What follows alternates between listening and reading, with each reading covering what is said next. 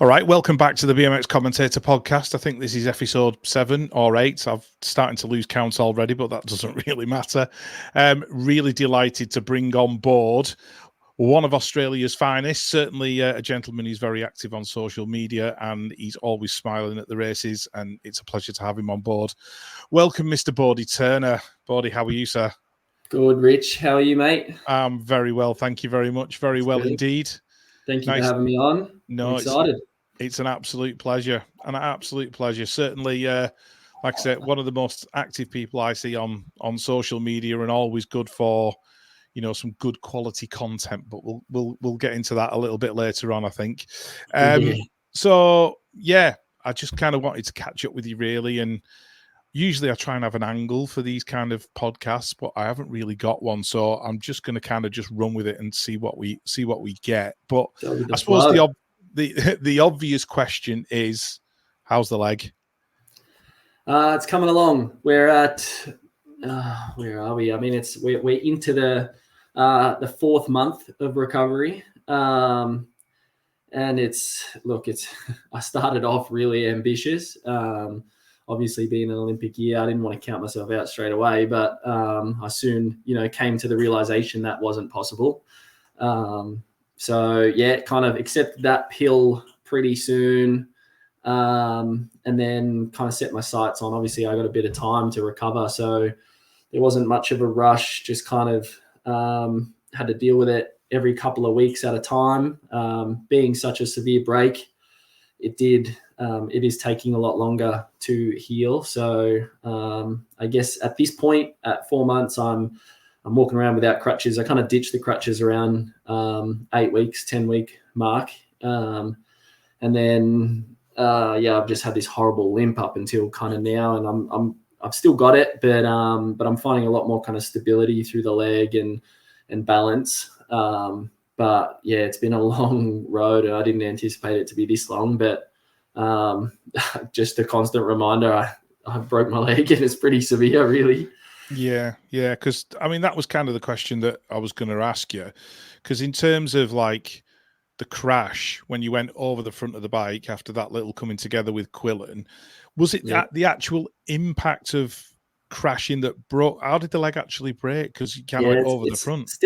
It's still a bit hard to tell, but when you slow it down, I guess I kind of, as soon as I realize I'm going over the bars, I kind of hit the eject button, go for the tuck and roll. I kind of land on my shoulder a little bit, but because we're moving with so much momentum, the shoulder didn't cop the smack. I got a little bit of a graze, but my, how do you put it? Like my lower back slapped the ground really hard because I kind of flipped as I did the front flip. I kind of slapped my lower back really hard, and then the leg followed with a big slap on the ground as well. And the leg slapped kind of into that roller as well. So I would say it was the slap, but the way the bone broke, because a piece kind of broke off the bone as well as it snapping. So it could have been impact from that lower back, kind of, might have splintered it or something. And then as the leg come around, it just, look, there was no hope. Yeah, God, flipping heck, that's mad. Because I remember, obviously, I was commentating at the time on the live stream, and I saw you go over the front, and I just thought, oh, that doesn't look good. That really doesn't look good. I hope he's all right. Everyone back home, because they after the race, they kind of cut the video, and everyone back home was freaking out. And of course, I mean, the first aid guy said that I was unconscious, and I'm sure Quillen could comment on that because he was the first one to get to me. But I was fully conscious in the med tent, and yeah, I was just trying to get a hold of my phone, or trying to get Luke Medill to try to get a hold of my mum and my girlfriend to let them know that I'm all right, because obviously crashes are pretty serious in BMX, and that one from the outside looking in looked terrible. So I was very fortunate, I guess, in a sense that I did only really walk out with a big bone break. I did fracture my L4 as well, but if you picture a vertebrae, it wasn't the vertebrae itself. It was the transverse collar or collar fracture. So they said that, that will heal by the time my leg heals. So it's not really anything to worry about. But it was obviously quite tender for the first couple of months, and I don't really feel it now. I'm in the gym, kind of pushing some weights now, and the back seems all right, but I might have to be hesitant as I start to improve and progress, of course. Yeah.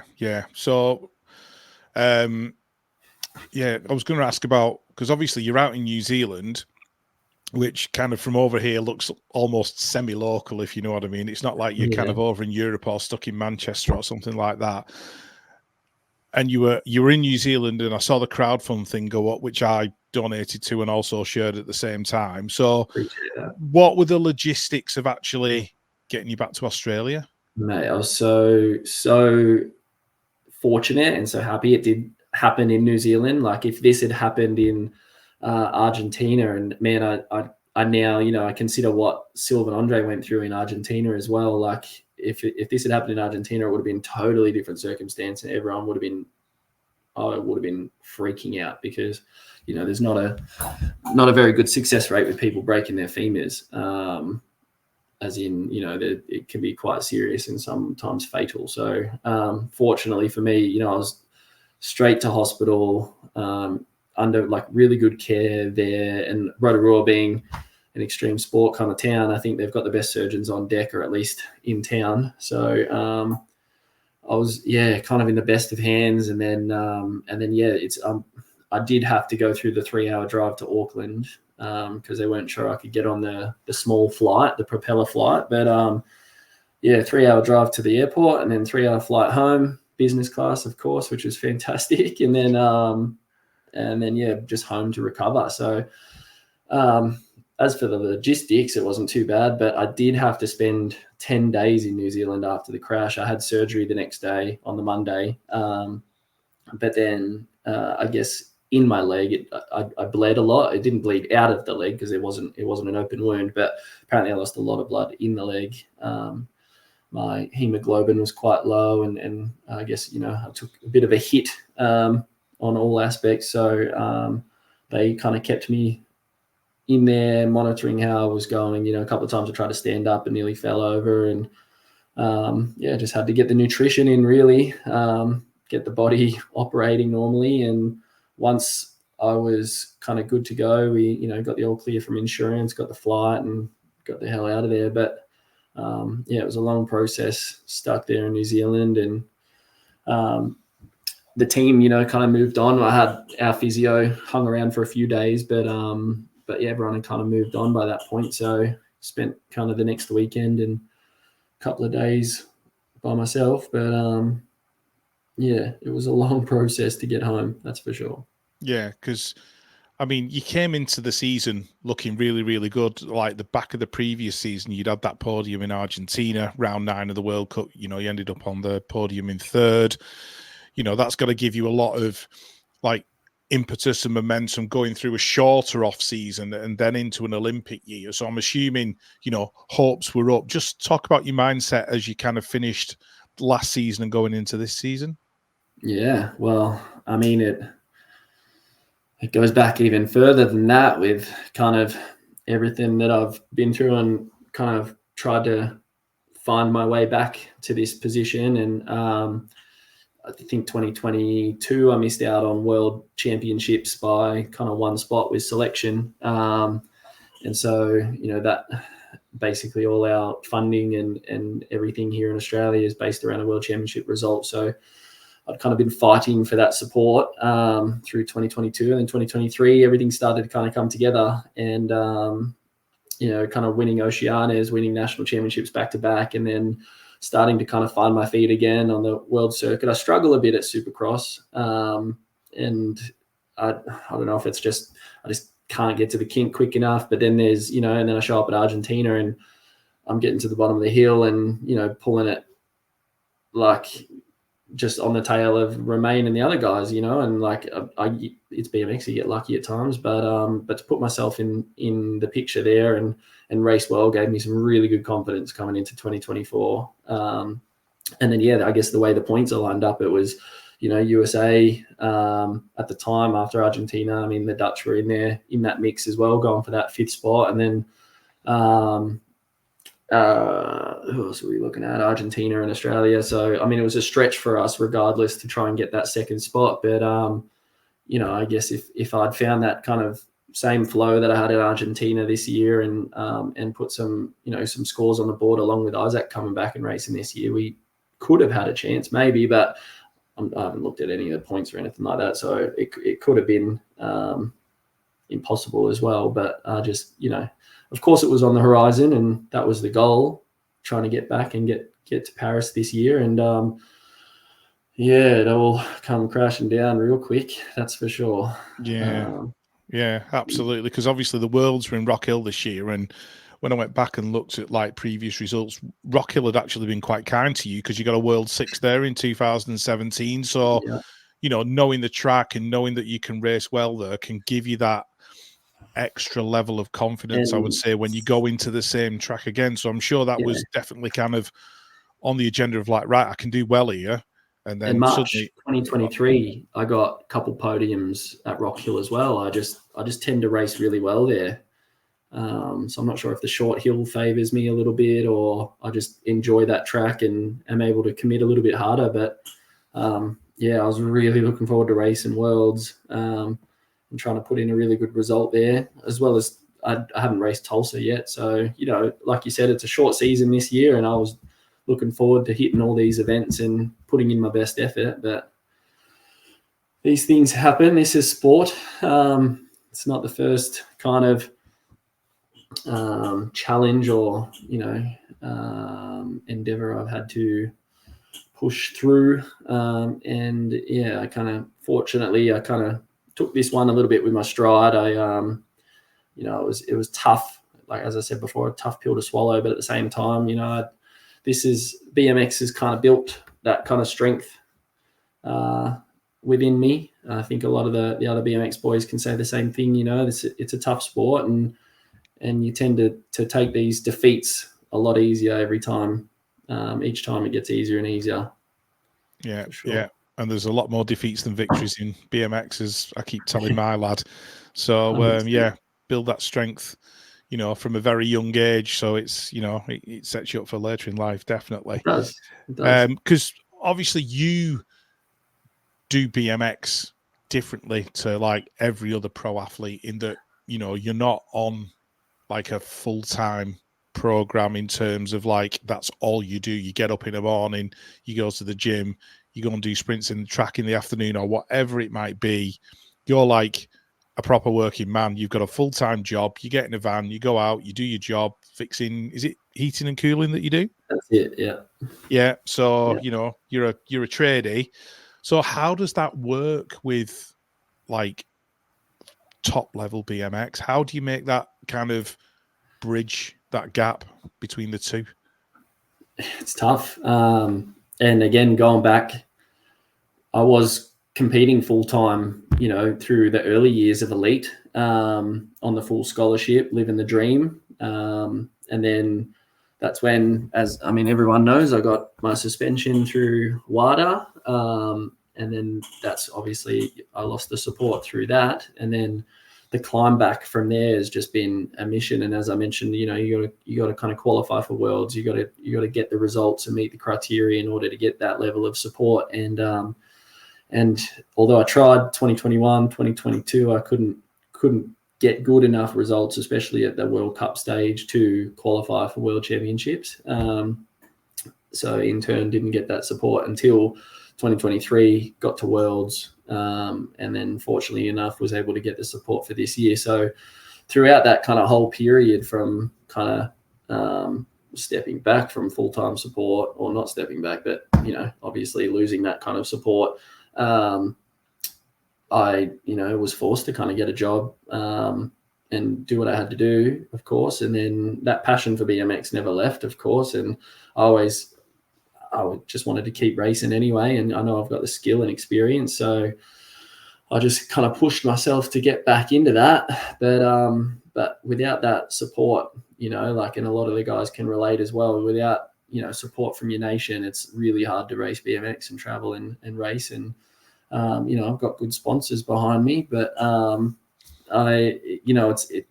it's not, you're not in this sport for money, that's for sure. You know what I mean? So I started my apprenticeship doing heating and cooling, and I found a really good boss who he plays football, Aussie rules himself, so he kind of understands what's required of a elite athlete, and we basically have an agreement, and he's happy for me to travel and race.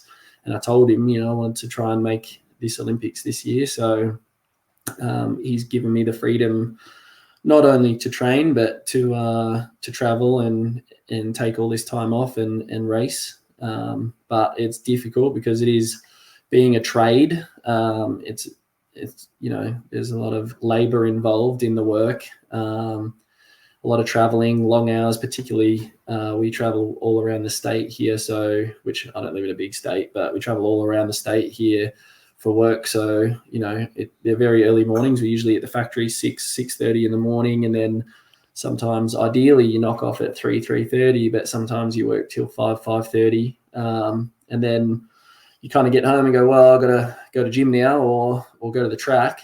So you kind of rely a little bit on caffeine and try and find some motivation, but it can be difficult at times. And the problem with the work too, I've been doing mostly residential heating and cooling, so you don't know what's involved in a day of work. You know what jobs you're going to and what you're doing, but one job could take an hour, another, and then that you could be at another job for 4 hours, and you can't schedule gym for 4:00 in the afternoon because you don't know if you're going to be home at that time or not. So you got to be really flexible. And if I'm not, and just BMX is an explosive sport. A lot of there's no point training if you're not training at 100%.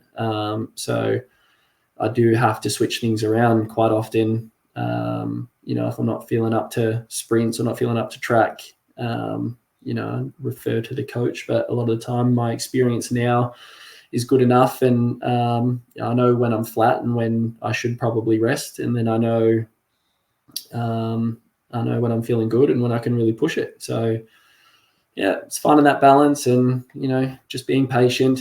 And if I could take it full time, I'd probably be able to get those last few percent, of course, but I think I've proven at a few events that I can balance this, but it's ultimately up to me to make sure that I'm doing it right and staying disciplined and not overdoing it.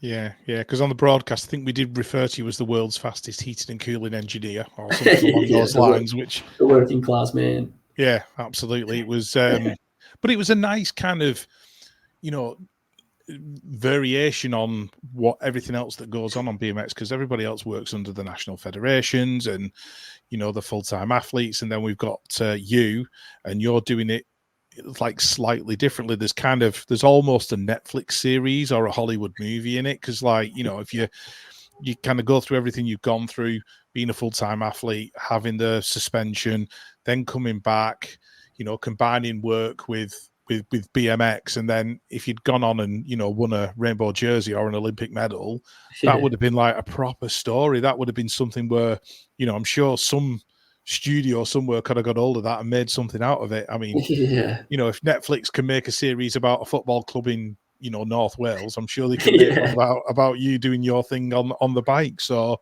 if I can get a rainbow jersey before I hang up the boots, that'll be all right. Yeah, definitely. Yeah. So, because the other thing I wanted to ask you as well, just going back to what you were saying about work, like when you're out all day as well, I'm assuming things like nutrition must be quite difficult when you're out on the road and you're working, because I've got a job where I'm out in the car all the time, and if you don't pack some stuff up and take it with you, you end up like, you end up in Greg's Bakery or some petrol station somewhere eating a crappy sandwich. Mate, it is so easy to just stop at a servo and just pick up.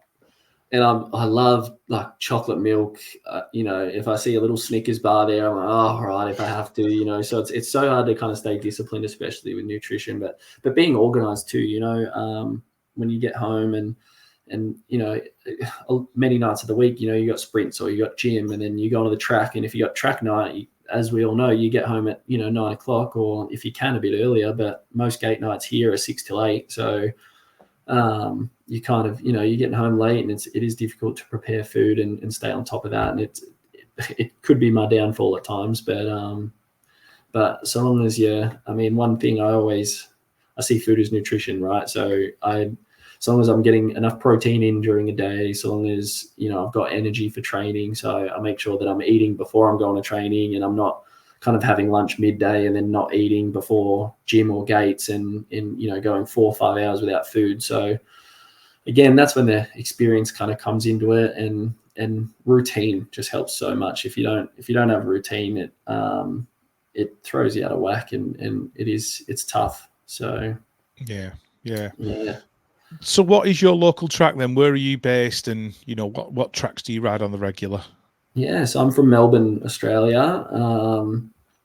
It's not terrible here. I mean, I'm not going to complain to someone from the UK, but we usually can't ride through winter. There's not many events now that all the tracks are kind of soil tacked. It gives us, you know, a little bit of freedom. Whenever the sun comes out, you can just sweep the water off. So that's good. But it gets cold. It's dark at the moment. It's dark till 7:30 in the morning, and then it's getting dark at 5:30, 6 p.m. at night. So especially when I'm working, I mean, fortunately now after the injury, I'm not on the tools, so I'm in a bit better of a routine now. But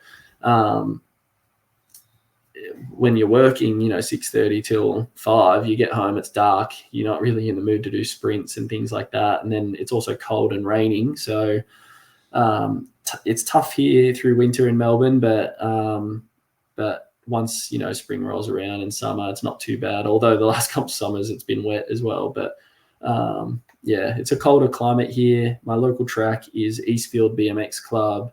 We're quite fortunate here in Victoria, the eastern suburbs of Melbourne City. We've got 6 tracks all within an hour of each other, even less. So there's, you know, quite a selection of tracks to go and ride through the week. Every night there, you know, there's gates going on somewhere.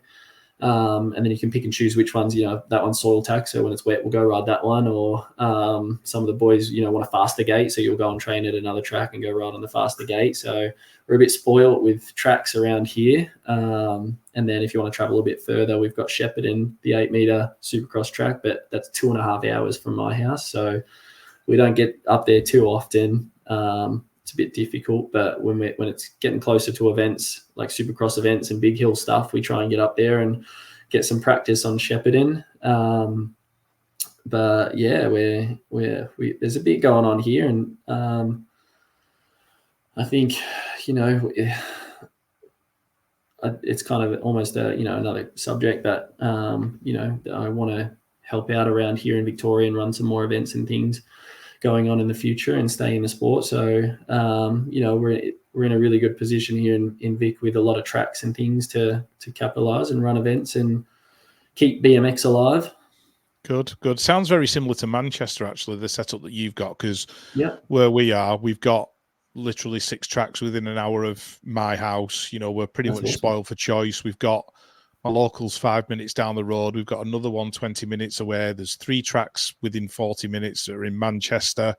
We go the other direction. We've got another one up at Blackpool. So we are quite well looked after here in terms of tracks. And obviously we can go indoors in the winter at Manchester as well. So yeah, it's one thing we're lacking. Yeah, it's nice. It's so good to have especially an indoor venue, because I think, you know, that definitely keeps the motivation alive across winter if you've got somewhere where you know you're not going to get rained on.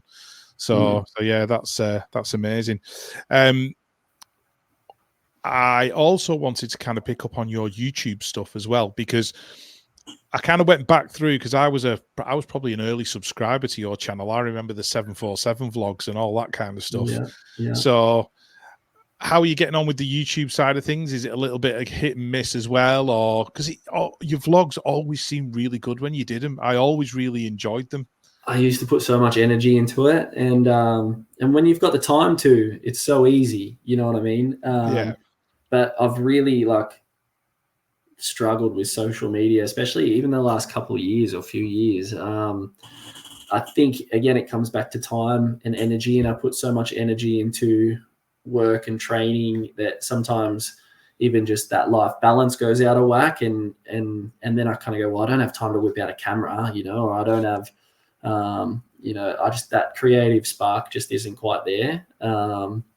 And so yeah, there's times, especially at the track, sometimes I want to whip out a camera and vlog a track session, or, do something cool with the guys down the track. But then also, I've only got limited sessions through the week. I want to maximize my training at the track and, do the best I can, and don't want to waste time, vlogging and camera and whipping the camera out and doing whips and monos and whatever else. So I struggle to commit time to kind of being creative with that stuff, and especially with YouTube. I mean, but then you look at it and go, oh, it's so simple. Just carry a camera around and just do exactly what you're doing and just film it. But it's a time and energy kind of thing. And a lot of my time now, when I finish work or training, is spent with my girlfriend and our family. So it's just, yeah, I don't want to say I'm too old for it, but I just don't have the time for it, really. Yeah. Yeah, and that's before you get to editing as well, which probably takes more time than the actual filming.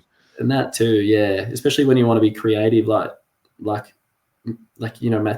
Rago Richard, like the stuff he does is amazing. And I wish, if I'd stuck to it, maybe I could have been as creative as that guy. But like, it takes time and energy, and it's just what I don't have at the moment for things like that. But I want to, put some energy into that. Even just, it doesn't take much too. Like when you think about it, you just need a couple of clips down the track, like it's not much. So I just got to find the motivation for that, and hopefully put some more energy into it. I want to do some more updates on my injury now, because my last update was ages ago. So yeah. I probably should do another update with my leg, and I want to do, I reckon I want to do a cool video where, I get someone to come film a bit of gym, and then I haven't hit a track yet, but maybe, I can do something cool for my first session back at the track and see how it goes. So there could be some stuff in the pipeline, but yeah, for now it's just keeping a life balance, working, and just recovering, really. Yeah. Talking to gym, I'm glad you mentioned that, because I saw your Instagram post the other day where you were doing, was it one single leg deadlifts, and the kind of variation between like your non-broken leg and your broken leg? That was quite significant, actually. It was, fairly, you could see kind of the impact that the injury had had. So yeah, it must be taking quite a while to kind of get back to where you need to be. It's tough, and it's conflicting and like frustrating in my head, because I feel like my leg doesn't feel broken, especially now. Like it feels solid. There was, for a period of time in the first 6 weeks, you could feel the clunking. You could feel like it wasn't great. You know what I mean? But then also, to be fair, the pain never really got out of control. Like if you asked me before this whole accident, I would have said, nah, no way. I'd never want to break a leg. It'd be the worst thing in the world. But to be fair, the pain hasn't been anywhere near an 8, 9, 10 out of 10. So fortunately, it's been best case scenario for me going through this thing. But this whole recovery, like I anticipated, like, oh yeah, once the bone kind of heals, like I'll be up, I'll be able to do some weight, do some jumps, get on the bike, and I'm pedaling now. But as soon as I try to put pressure down, it's just my leg just goes, nah, you're not doing it. And then same thing with those single leg deadlifts, and I'm doing everything in the Smith machine, because I can't do even a 2-leg squat. I can't do, well, you saw, I guess, with the overhead squats. So that's the most progression I've made. And even that, I'm like holding my breath and shaking, trying to make sure that I'm like balanced, because I just favor the one side so much. Yeah. And, we're 4 months down the track, and I'm just like, I thought I would have been way further down the track by now. But it's just inhibition, and it's, I guess, the bone, being, like I said before, that piece broke off, and it's just still so like traumatized, and the muscles around it, there's just inhibition there. They just don't want to fire, flick on, or whatever. And then also I've had so much time not moving and not going to gym, so they're also weak as well. So I feel like I can lift the weight, and then as soon as I try to, it just doesn't go anywhere, and I'm just like, come on, So I'm hoping as this bone becomes more solid, which I'm hoping in the next couple of weeks, months, it is, then it'll go from kind of here to just this. Yeah. You'll just hit a point where you'll kind of hockey stick upwards with your progress and that kind of stuff. Yeah, and the only thing holding me back should be my muscles at that point, So yeah. Right. Okay. Moving on. I'm going to talk sponsors for a little while, because you've been a Tangent athlete for quite a bit of time, and I've met with Rich Pelton on a few occasions at different events, and we've had a beer together and all that kind of stuff. So yeah, I'm sure he'll appreciate this bit. So just talk about a little bit about your relationship with Tangent and how they've supported you, and the vibe you get over there. I get the impression that Rich runs a really tight-knit little group of athletes. Yeah. I mean, again, it goes right back when I was kind of living in America somewhat. I was over there for a certain period of time at least. But even so, I was riding for DK, and we'd go to all these races, and Rich was always the one who'd come up, "Hey man, how you going?"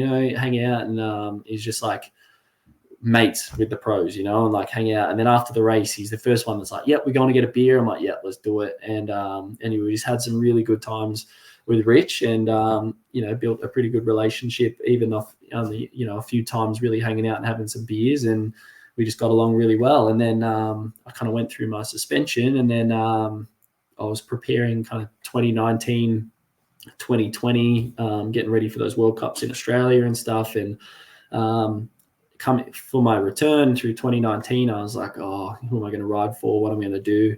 I ended up leaving DK after all of that. And I did speak to Haro, John Bulgens at Haro, and he goes, yeah, I could get you a frame, maybe two, but, there wouldn't be much support there. And I said I kind of wanted to be a part of a team, you know what I mean? So I reached out to Rich, and he's like, yeah, man, yeah, sweet, of course. And I just went kind of Tangent equipped. I wasn't full factory.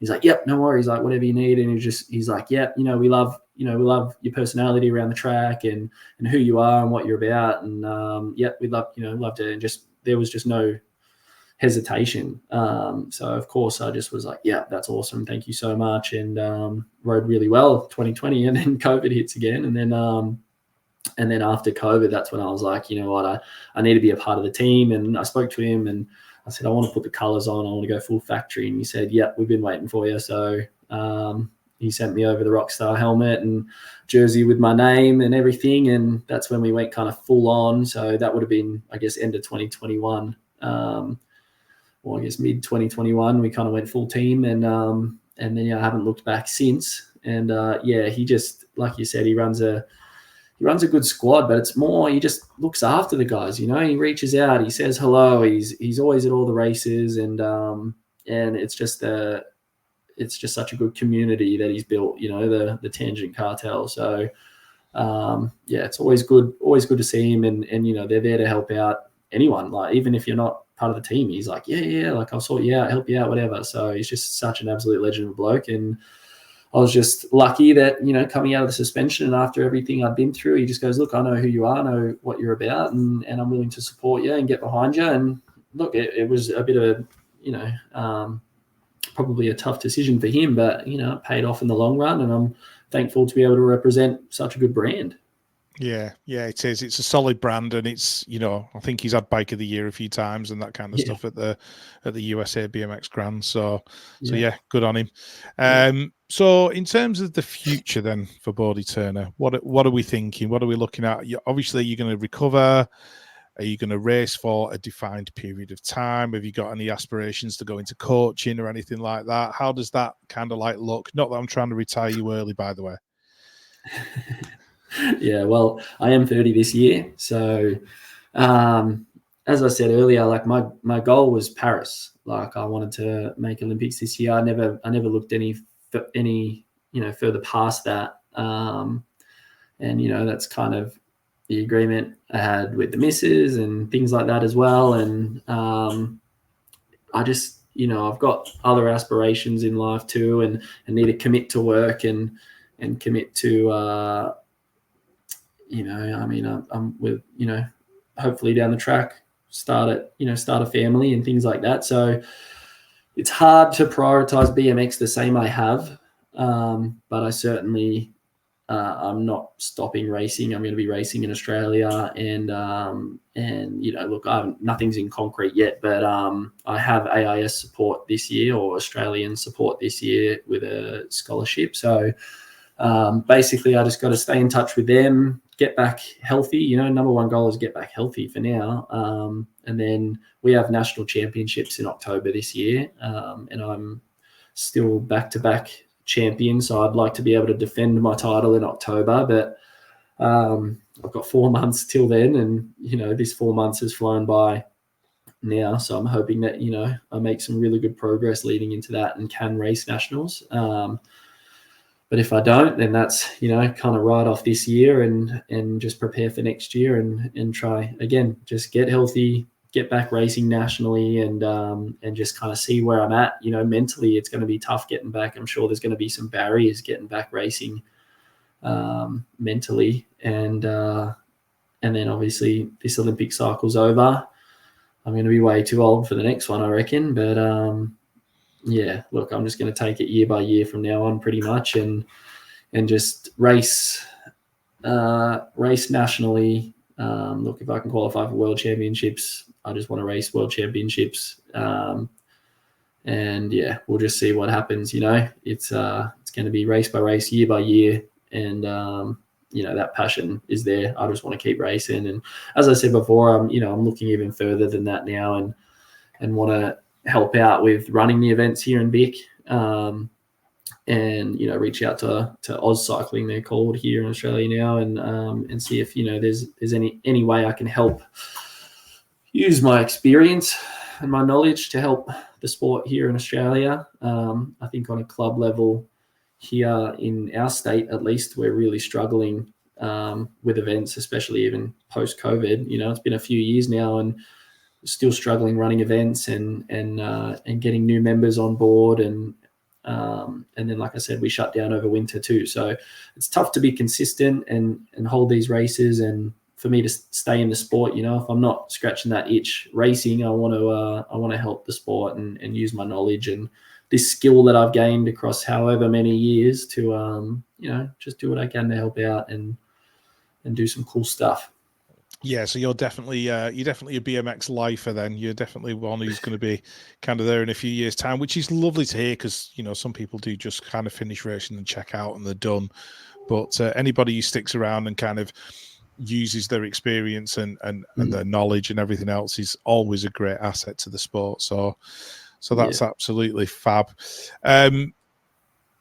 Yeah, I think probably, you know, that's probably not a bad place to wrap it up, actually, in terms of the fact that we do know that you're sticking around for a few years. But what I wanted to go back to was just talking about your age. I think Joris and Elise have shown that, you know, it is possible to kind of do big things after the age of 30. So yeah, I think you've got definite time left in the sport to, you know, to achieve what you want to achieve. Like you say, you're keen to get a rainbow jersey, and I would be delighted to actually see you have one on your back. Yeah, well, yeah. I mean, it looks like we're pushing the longevity of this sport, you know, for athletes. I think the biggest thing that holds people back is the financial support. You know what I mean, or the financial earnings. You know, only a select few can really make good money from this sport, and the rest are just kind of surviving. So I think you kind of get to, you know, maybe I'm probably still a bit young, but, you know, you get into your 30s and you start kind of going, well, what am I going to do after BMX? And if nothing's in place, then that's why people do drop out, like you said. But yeah, I'm in a good position now with work and you know, setting goals for, you know, life goals with property and family and things like that. So if I can just keep the ball rolling and you know, still kind of fill every cup and not take too much from one cup, then yeah, it's there's no reason why I can't just keep racing and having fun and doing what I love. Cool, fantastic stuff. That's absolutely amazing. So, Bodi, yeah, I think it's probably a good spot to wrap this up. But I just wanted to say thank you for coming on. I really, really appreciated it, because I know it took us a little bit of time to get it all sorted, and there's a time difference between us to kind of factor in. But to have you on board's been absolutely superb. Just one more question before I do let you go. If there was a young kid out there who, because I know you've got, like, you're really popular amongst the kids on social media and that kind of stuff, and your personality does shine through, like, not just as a rider, but as a human being as well. If you had a piece of advice to give the young riders out there who are watching Bodi Turner and going, you know what, I wish I could do what he did, what would be the piece of advice you would give them?